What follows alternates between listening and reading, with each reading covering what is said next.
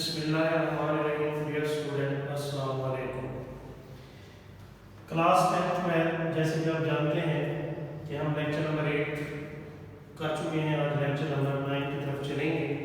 Exercise 1.4 का question number 9 से 11 तक। क्वेश्चन नंबर 8 तक हमने कर लिया था, दो टाइप्स पहले की थी। आज थर्ड टाइप की तरफ जाएंगे। टाइप नंबर 3, जैसे कि आपको मालूम है कि एक्सरसाइज 1.4 में हमने रेडिकल इक्वेशन को डिस्कस किया था। रेडिकल इक्वेशन की पहली दो टाइप आपने पढ़ी। फर्स्ट टाइप में आपने देखा कि रेडिकल साइन एक होता था। सेकंड टाइप में आपने देखा कि रेडिकल जो साइन है वो तमाम वैल्यूज पे मौजूद है। और जबकि थर्ड टाइप आपके सामने मैंने लिखा x² + px + m + x² + px + n = q। जैसे कि आपके सामने है कि दो रेडिकल साइन है इक्वेशन में, और आपने देखा कि इक्वेशन के अंदर x² + px x² + px यानी दो टर्म सेम है और आगे कांस्टेंट वैल्यू है और राइट हैंड साइड पे भी कांस्टेंट वैल्यू होगी।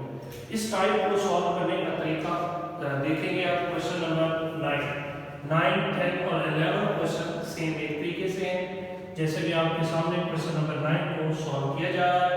थोड़ा तवज्जो के साथ समझने की कोशिश करें।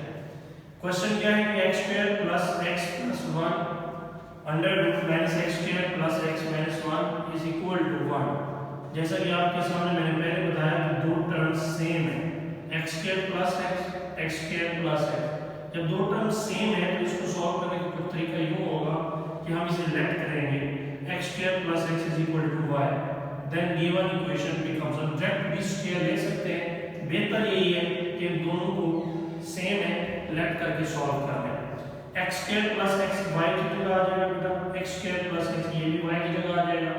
ये +1 है, ये -1 = 1।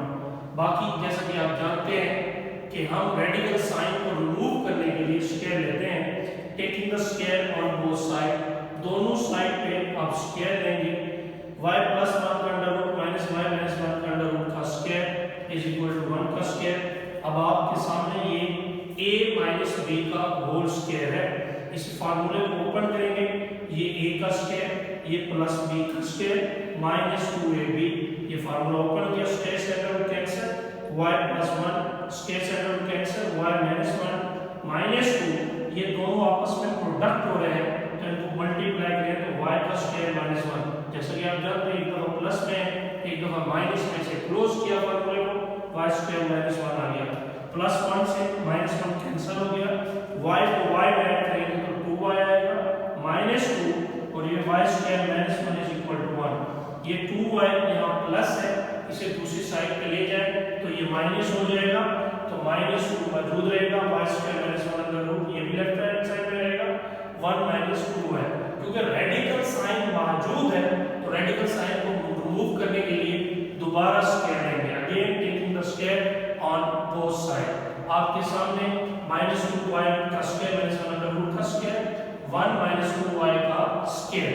डियर स्टूडेंट, अब स्क्वायर का -2 का स्क्वायर +4 हो जाएगा, स्क्वायर से अंडर रूट कैंसिल, y² -1 हो जाएगा = ये फिर फार्मूला है, ये a - b का स्क्वायर है। इसे ओपन करेंगे, a² + b² -2ab।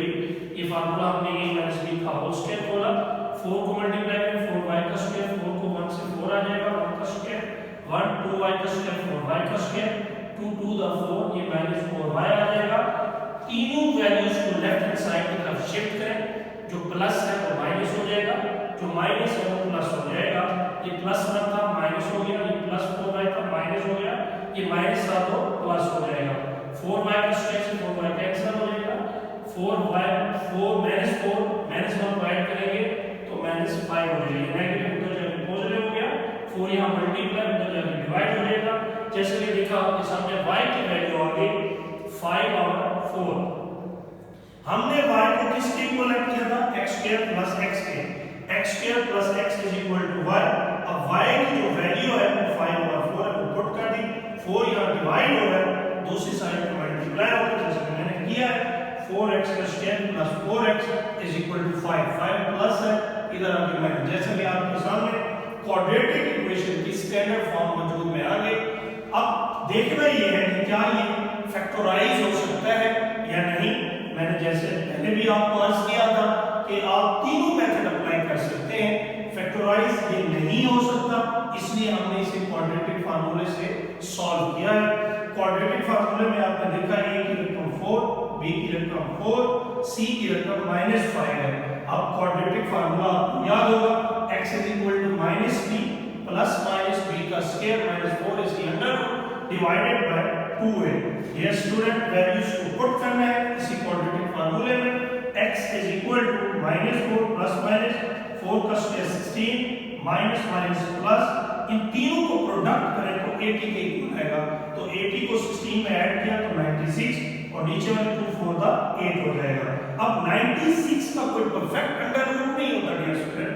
अगर हम 96 को सिंपलीफाई करें तो 6 × 16 का अंडर रूट 4 हो जाएगा और 6 अंडर रूट के अंदर रहेगा। इसमें फिर 4 कॉमन ले लें, -1 plus minus 6 under root divided by 8। और लास्ट टर्म में आपने देखा 4 को 8 पे डिवाइड किया तो 2 आया और हमारा आंसर आया -1 plus minus under root 6 divided by 2।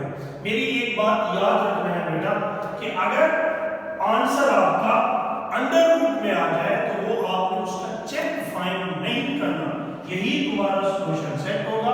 Under root के अलावा कोई भी आंसर आता है आपने उसको चेक के जरिए सॉल्व करना है और फिर आपने बताना है कि कौन सा एक्सट्रीनियस रूट है और कौन सा सॉल्यूशन सेट। अगर लेफ्ट राइट के इक्वल है तो सॉल्यूशन सेट, अगर लेफ्ट राइट के इक्वल ना है तो एक्सट्रीनियस सॉल्यूशन कहलाएगा।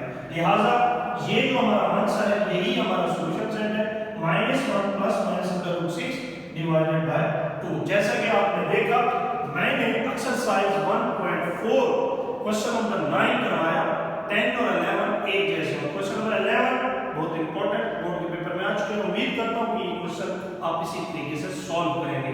और ये हमारा